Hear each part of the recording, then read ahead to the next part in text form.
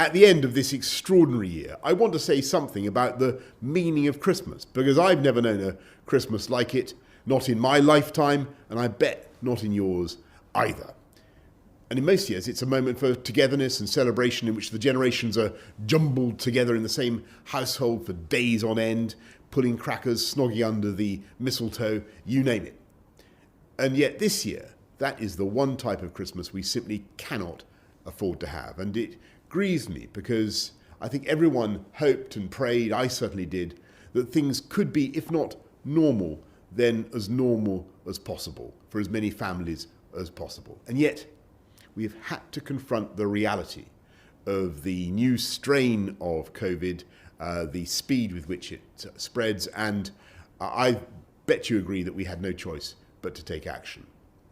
And therefore, to all those who may be feeling momentarily cast down or a bit exhausted, or frankly in need of any kind of cheering up, I want to talk about what for me is the deeper meaning of Christmas, this amazing festival at the turn of the year.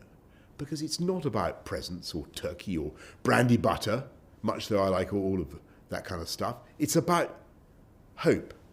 It's about a basic idea of rebirth and renewal. And though we may not be able to celebrate as normal this year, I still think that feeling of hope is all around us this Christmas, because there really is a star in the sky, and it is glowing brighter and brighter. And you know what it is. It's thanks to the efforts of wise men and wise women in the East and elsewhere. We have a vaccine. And we know that we're going to succeed in beating coronavirus. And that these privations that we're going through are temporary. And we know that next year really will be better. And we know that there will be people alive next Christmas, people we love alive next Christmas, precisely because we made the sacrifice and didn't celebrate as normal this Christmas and see them in the way that we would have done. And by the way, tonight, on Christmas Eve, I have a small present for anyone who may be looking for something to read in that sleepy post-Christmas lunch moment. And here it is.